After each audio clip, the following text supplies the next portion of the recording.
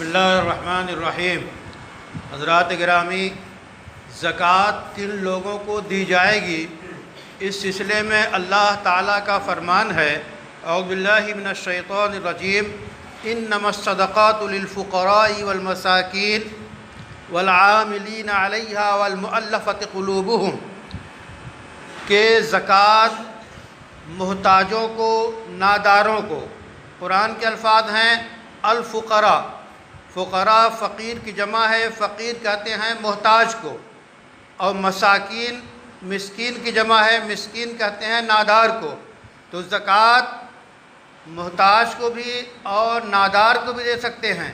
محتاج اور نادار یعنی مسکین اور جو ہے فقیر میں فرق بتایا گیا ہے کہ فقیر اسے کہتے ہیں جس کے پاس کچھ تھوڑا بہت ہو، یعنی ایک دو وقت کا کھانا ہو، اسے فقیر کہتے ہیں، اور مسکین اسے کہتے ہیں جس کے پاس کچھ نہ ہو۔ تو ان دونوں کو زکوٰۃ دی جا سکتی ہے۔ البتہ مسئلہ یہ ہے کہ کسی کے پاس اگر کچھ موجود ہے اور جسم و توانائی بھی ہے تو اس کے لیے سوال کرنا جائز نہیں ہے، لیکن ایسے شخص کو زکوٰۃ دینا جائز ہے۔ ایسے شخص کو جو نادار ہے، مسکین ہے، محتاج ہے، اس کو اور نصاب کا مالک نہیں ہے، اس کو آپ زکوٰۃ دیں گے تو زکوٰۃ ادا ہو جائے گی۔ اگر اس کے پاس کچھ ہے تو اس کے لیے مانگنا حرام ہے۔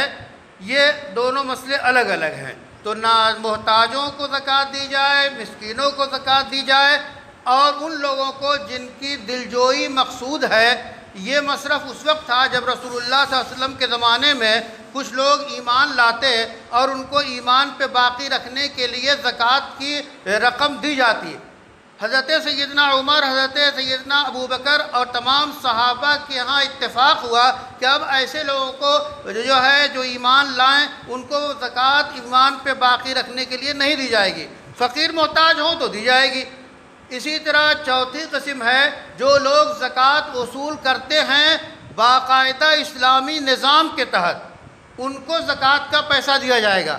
یہ جو ہمارے یہاں بہت سے نمائندے مدرسوں کے سفیر جو زکوٰۃ وصول کرتے ہیں تو زکوٰۃ کی رقم سے ان کو تنخواہ نہیں دی جائے گی، یہ بالکل جائز نہیں ہے، بلکہ ان کی تنخواہ مدرسے کے ذمے ہے، وہ جس مد سے چاہے دے، زکوٰۃ میں سے دینا جائز نہیں ہوگا۔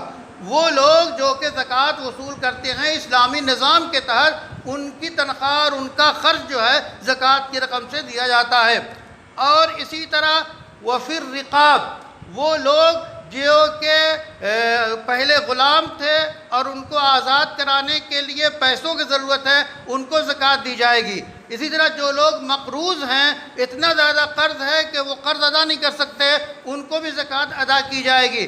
اسی طرح وہ لوگ جو کہ اللہ کی راہ میں ہیں، یعنی اللہ کی راہ میں حج کو گئے ہیں اور پھر وہ قافلے سے کٹ گئے، ان کے پاس کچھ نہیں ہے تو ان کو بھی زکوٰۃ دی جا سکتی ہے۔ اسی طرح وہ لوگ جو اللہ کی راہ میں اپنی کوششیں کر رہے ہیں نظام کے تحت، ان کے پاس پیسے نہیں ہیں تو ان کو زکوٰۃ دی جا سکتی ہے۔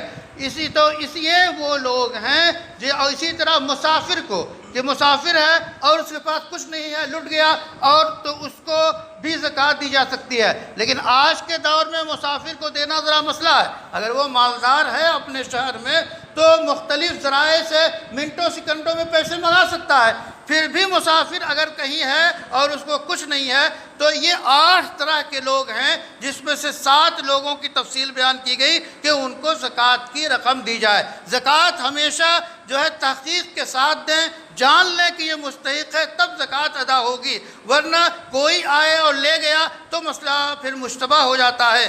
مدارس کے سلسلے میں جو زکوٰۃ وصول کی جاتی ہے اس میں دوہرا ثواب ملتا ہے۔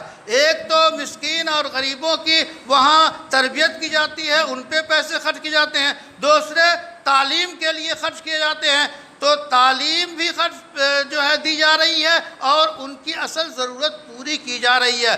اصل تو مسکینوں اور غریبوں کو دیا جا رہا ہے، چاہے وہ مدرسے میں ہو چاہے کہیں ہو۔ یہ ایک نظام ہے جو بپا ہے، ہمیں چاہیے کہ پوری رعایت کے ساتھ اللہ کے حکم کو بجا لائیں اور جن لوگوں کو زکوٰۃ دینے کا حکم ہے ان کو زکوٰۃ ادا کریں۔